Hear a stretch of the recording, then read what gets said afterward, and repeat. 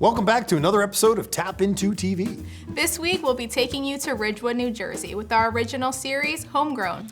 And next, we'll celebrate the 10th anniversary of the Center for Urban Entrepreneurship and Economic Development in Newark.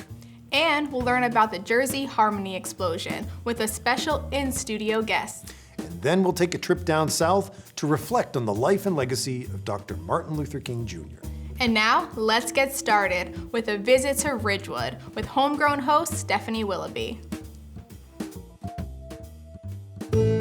My name is Stephanie Willoughby, and I'm a family photographer here in the great state of New Jersey. Jersey is full of small towns with big personalities, which is why I want to explore what makes your community special. I'm interested in the stories that your community would tell if it had a voice. This is HomeGrown. I grew up with a community theater in my town. I spent so much of my youth in play rehearsals with my theater friends. When I heard about Porchlight Productions, I knew that we had to come here and learn more about their theater program and find out how they're contributing to the arts culture in town.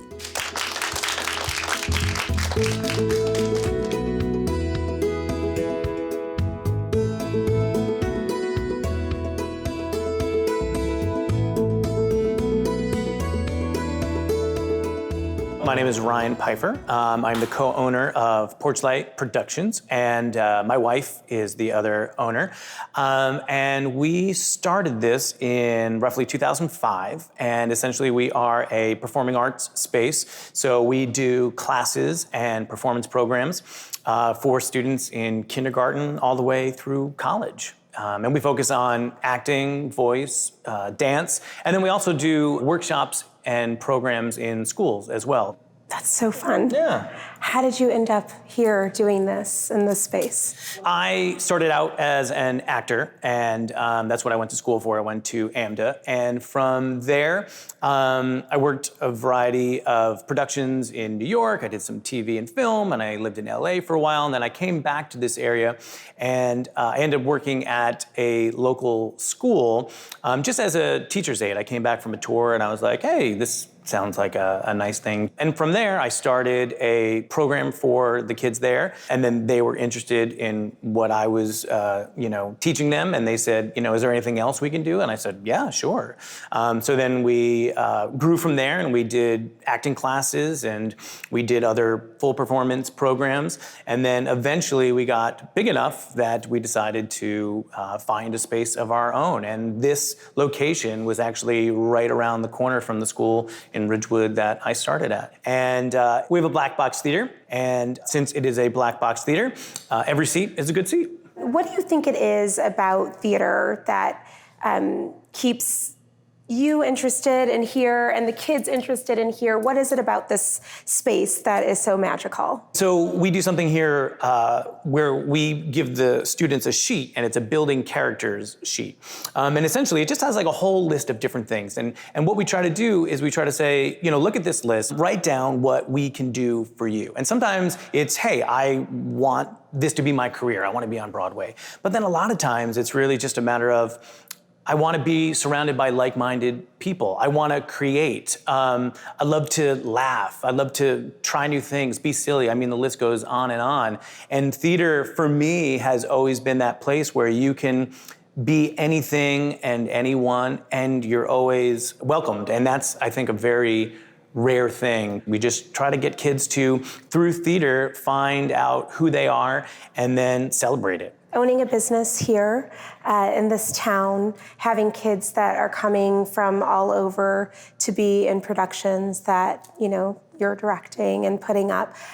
Tell me a little bit about the kids that you're working with and about the town that you're working in here. We couldn't have done it, I think, anywhere else besides this area. Sports is very big, and and obviously school is very big, and there wasn't a huge sort of arts outlet for those who were painters or actors, even musicians. So to have the sort of support of not only the parents and the students, but the town as well. I mean, there are so many different great groups in the town that support the arts.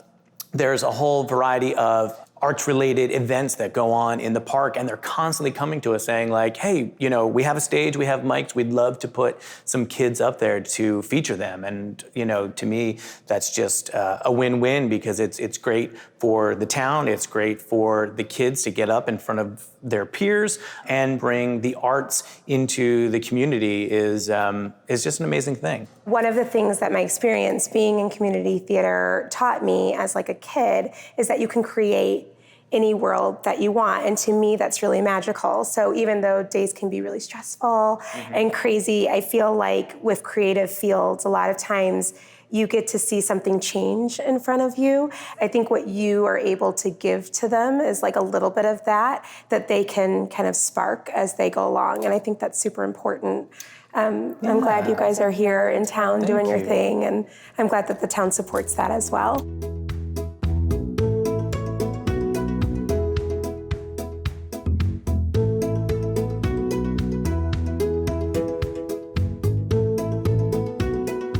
As long as there are places like Porchlight, there will continue to be safe spaces for kids to let their imaginations soar. You can always find us here on TAPintoTV or on Instagram at HomeGrownNJ. Please leave a comment and let us know where you think we should go to next. For Homegrown, I'm Stephanie Willoughby. We'll see you next time. To watch more Tap Into TV, follow us on social media at TAPintoTV.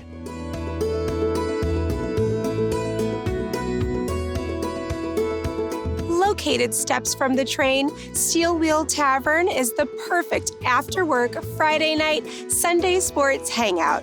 I love the look and feel of this place. With a proud owner, Steel Wheel Tavern is where Ridgewood hangs out.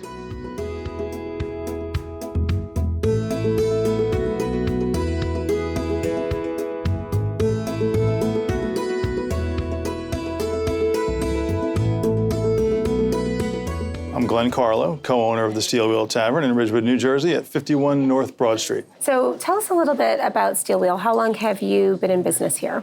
We just celebrated 3 years about 2 weeks ago. Okay. It's been quite a ride. We got here about 4 months before that when we started renovations, and so far, so good. What's it like owning a restaurant and tavern? I feel like that's... Oh, man, that's a loaded question, right? It was a daunting task in the beginning, but now that I've assembled an excellent team, I don't know if I've assembled the excellent team, but an excellent team has assembled itself around me. It really made things a lot easier, and it's really a joy to come to work every day. So it's been an interesting 3-year run. What would you guys say that you're famous for here at Steel Wheel Tavern? Well, I tell you what, we're not famous enough for. We're not famous enough for our entrees. We do great burgers. We do great bar food, as you would expect from a place that's called a tavern, right? But, you know, our things like our fish and chips, our mahi-mahi, our lamb chop lollipops, our Goffle Farms duck and chicken dishes. You know, Brian Tortorella in the kitchen and the rest of the guys, they do an unbelievable job, both in terms of the preparation and the presentation. Yeah, I feel like you have the best location in all of town. Like, do you find that after work is like one of your more busy hours or weekends or? Well, we love the location too. Obviously, you know, the name Steel Wheel is not an accident, being across from the train tracks. It is a great spot.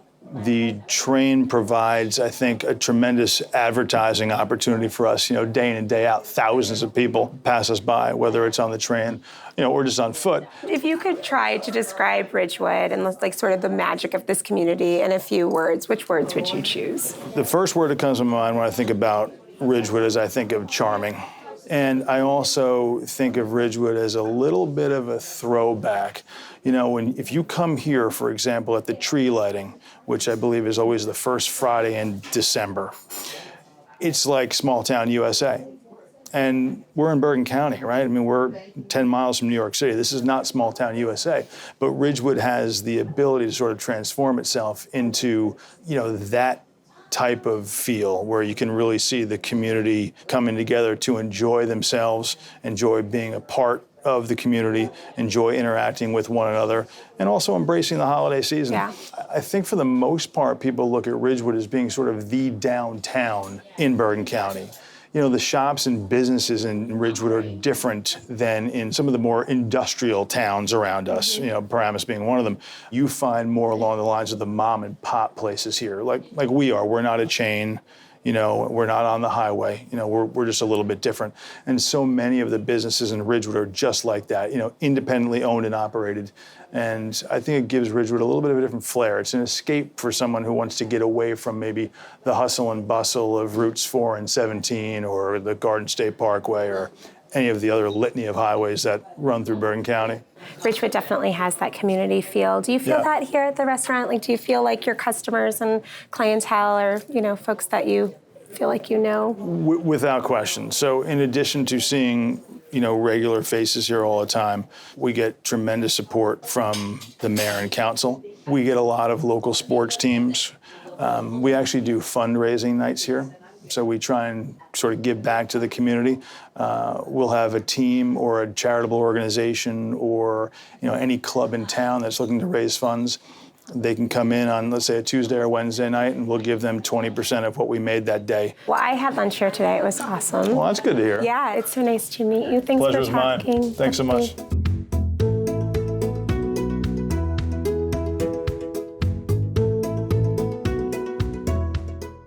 Stop in to enjoy a delicious burger or a giant pretzel and get to know the folks of this charming town.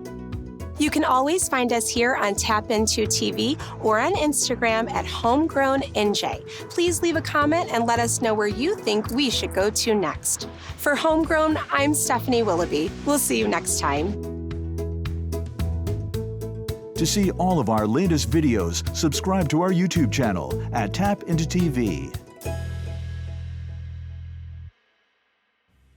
The Center for Urban Entrepreneurship and Economic Development, better known as CUEED, is based out of Rutgers University's Business School in Newark, and they've been supporting new entrepreneurs and urban revitalization for over a decade. CUEED recently brought together elected officials, community leaders, and local business owners to celebrate their 10th anniversary, and TAPintoTV was there. Rutgers Business School's Center for Urban Entrepreneurship and Economic Development recently celebrated their 10th anniversary, bringing together elected officials, local vendors, and leaders from the community to mark a decade of success. So our program is unique because it supports entrepreneurs in the communities. 90% of the entrepreneurs in our program have no connection to Rutgers.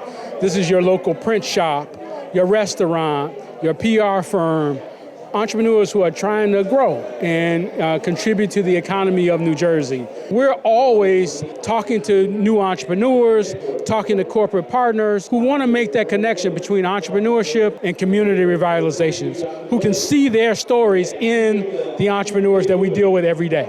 Oh, well, I worked for a small business at one time. In the late 60s, my uncle started a computer forms manufacturer, which was, for your younger audience, computer paper used to be these big folded sheets with holes down the side. In 1969, my uncle opened a company doing that right here in Newark.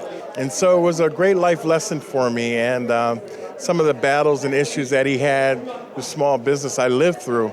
So it's always been something important to me to try to make it easier for the next guy. What we've been doing for 10 years is supporting the economic revitalization of Newark and beyond. A lot of what we do is working with entrepreneurs, various stages, to improve their businesses and grow their businesses. And today is a celebration of the 10 years of effort we put in. So many people say to me, I don't have time to go to events. I don't have time to network. I don't have time to get out there. And then they're working in their business, not on their business. And if they do that all the time and don't get out, grow their business, they won't have a business. The program is really important for small business owners in Newark and everywhere, quite frankly, because you learn so much. I was actually in the first class, and it was amazing all the things that I learned, from marketing to business information, how to get capital, financials, even how to manage your staff. All the different aspects of being in business really do get covered. I would totally recommend being involved in CUEED. It's a fabulous organization, really will help you to get a good grip on your business, grow your business, work on your business instead of in your business. When I started at Rutgers, I met my co-founder. We were in class every day talking about problems that we had, and we knew we wanted to start a business together. But if it wasn't for the resources, the network, and the access that Rutgers imparted on us, we may not be where we are today. So CUEED has been such an instrumental part of my entrepreneurial journey because they really taught me from an early stage that I always had the power to be a pioneer of my own dreams. Here in Newark, really being at the forefront of urban entrepreneurship and economic development. The business school and CUEED and this partnership with the city has formed this relationship that is really focused on how do we develop businesses to create jobs, to create opportunity for everybody. I mean, research shows that small businesses drive economies and drive job growth. 75% of net new jobs are by small business. 99% of employers are small business. Job creation and economic development is rooted in small business. So I see why Rutgers Business School and CUEED have been investing in small business in Newark and nationally, because that's really where the action is if you want to spawn this type of growth. To see all of our latest videos, subscribe to our YouTube channel at TAPintoTV.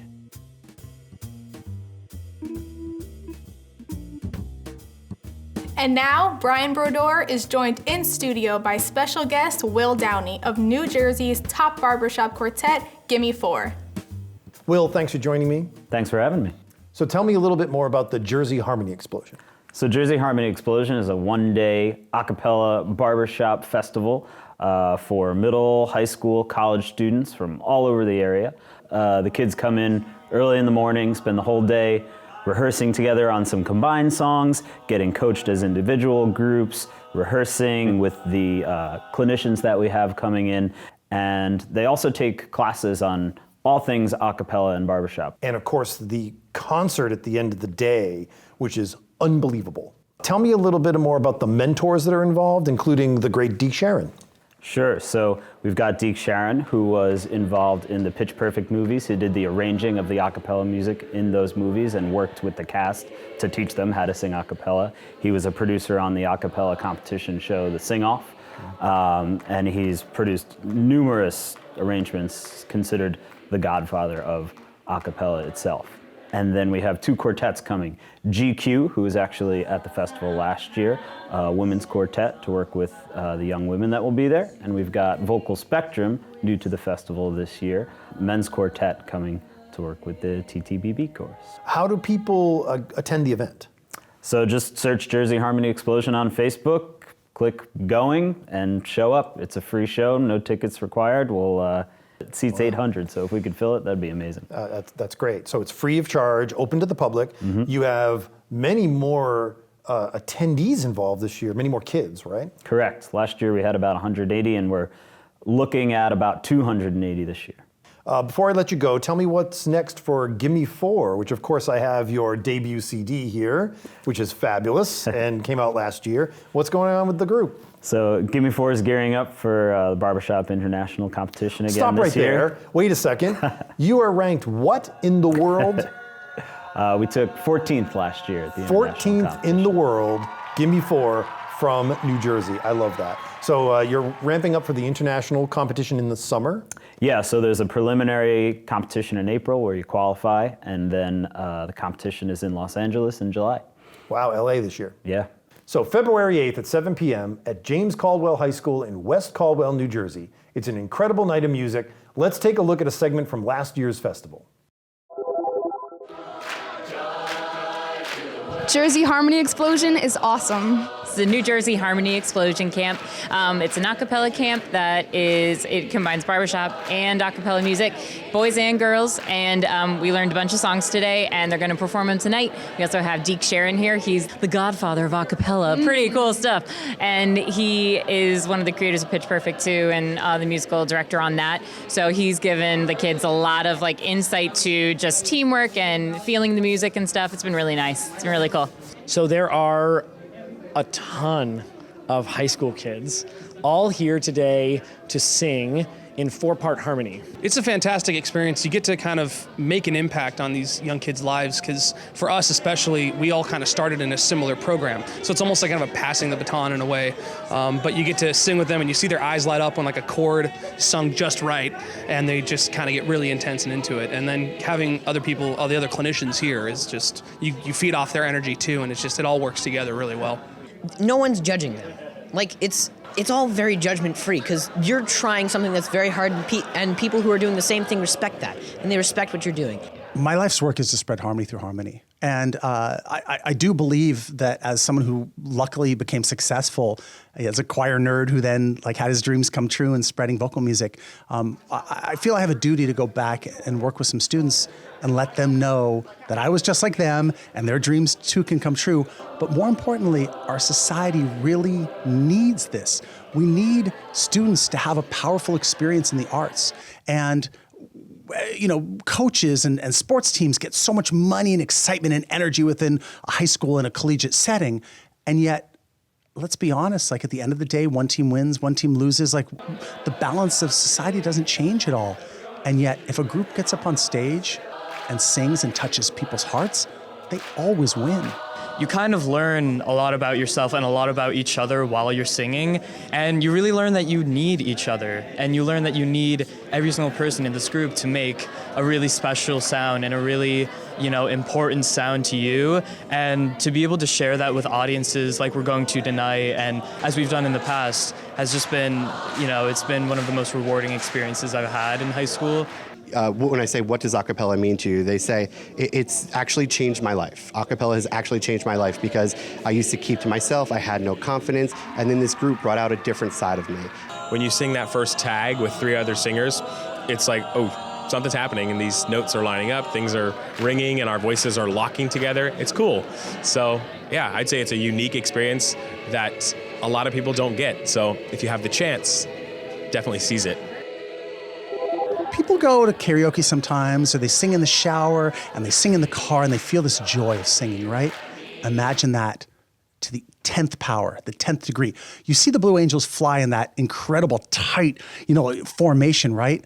That's what's happening with vocal harmony with your voices. And you lift them up together and you sing these chords, and it doesn't matter if it's Beethoven's Ninth and you're singing the big Ode to Joy, or you're singing the latest Bruno Mars pop tune. When you're singing with other people, there's a power and a presence, and you can't get that feeling anywhere else. And this is why vocal harmony is at the core of pretty much every religious service and the holidays. Like, there's a spiritual connection that happens between people. There's something that's deeper and more powerful about the human experience when you live it through harmony with other people. If you're a singer, and I don't care if you're 12 years old or you're 75 years old, if you sing in a vocal harmony group, you will have more joy and more connectedness and more built-in friends and more to do, and you will live life more richly. It's the #1 suggestion I can make to anybody who's reading books on happiness and trying to figure out how to have a better life. It's right there. Find a group, any level, any style, church, community, barbershop, whatever, and sing. When I was singing in a college a cappella group, there were guys in that group that were like computer science and guys in frats and stuff. And I was like the music and theater nerd. And like, I never would have been friends with these guys. Some of them are my closest friends in the world. And I learned about their differences being something that complemented my strengths. I need people that are different from me. And that's the power of diversity. We can talk about diversity all we want, but when you're around people who are different from you and you learn about how the sum is greater than the individual parts, then you realize that humanity wants those differences. And there's no place in the world that it's taught better than when you sing together. I realize now there's a lot of excitement and interest and honestly push towards STEM. And I do believe that Americans need a very strong science education. Some of them really need a science education. And mathematics is essential to be able to get and understand statistics and all these kind of things. So by no means am I arguing against that importance within education. However, we need the arts. Winston Churchill was famously at one point during World War II asked, like, why are we still funding the arts when we're fighting this war? He said, well, then what are we fighting for? And I think that now more than ever, the humanity that is taught, the understanding, and the literal harmony that is taught and experienced when someone sings in a vocal harmony group will help us knit back together the fabric of our bifurcated society. Tap Into is a network of more than 80 franchise local news sites with more than 10 million readers. Bring local news to your community while owning your own business. Tap Into provides you with the training, support, and technology to help you build a profitable business. To find out more, visit www.starttap.net. TAPintoTV recently traveled down south to Atlanta, Memphis, and Birmingham. In honor of Martin Luther King Jr. Day this past week, we take you to several historic locations from Dr. King's life. TAPintoTV recently visited Atlanta, Memphis, and Birmingham, where we traveled in the footsteps of the great American civil rights leader, Dr. Martin Luther King Jr. Atlanta is the birthplace of Dr. King and is also home to the Martin Luther King Jr. National Historical Park. The 35-acre park is comprised of several buildings, and the Visitor Center Museum contains multimedia presentations and important artifacts, including the podium from King's I Have a Dream speech at the 1963 March on Washington. You can easily spend an entire day here visiting King's childhood home, Ebenezer Baptist Church, where King was ordained as a minister, the King Center for Nonviolent Social Change, and the gravesite of Dr. King and his wife Coretta.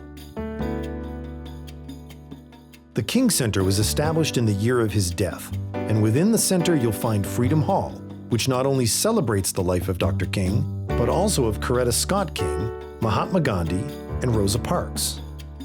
Nearly 1 million people each year visit the National Historical Park to pay tribute to Dr. King and his legacy. In Memphis, Dr. King stayed at the Lorraine Motel in the spring of 1968, and it is here where he was killed by an assassin on April 4th. At the time, the Lorraine Motel was one of the few places in Memphis which provided African Americans with overnight lodging.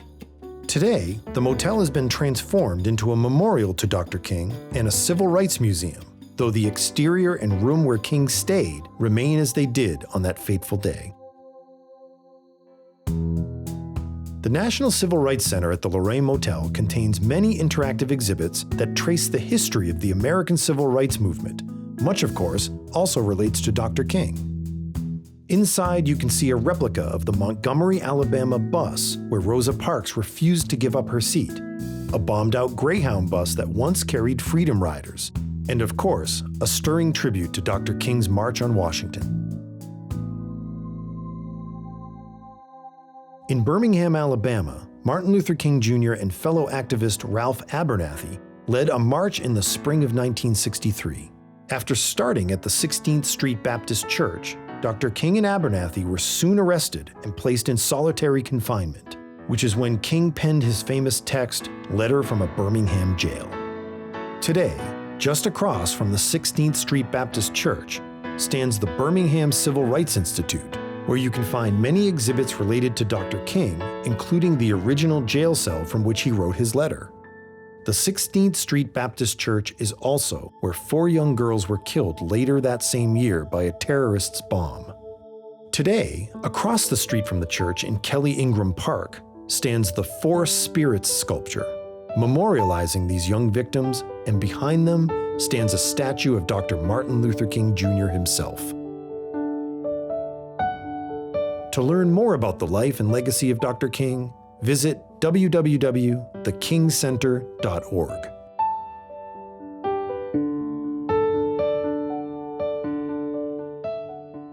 To learn more about Tap Into TV, visit TAPintoTV.net.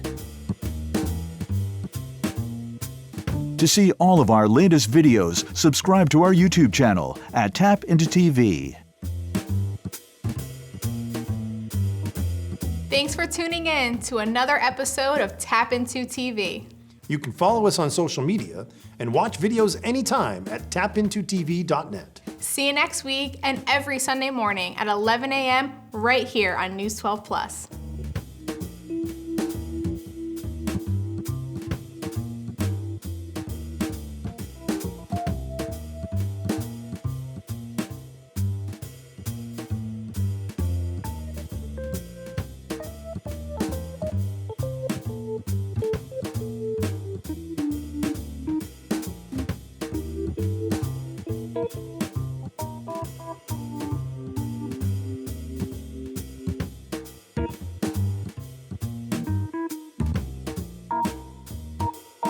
Second album in the future. I hear maybe it's a holiday album.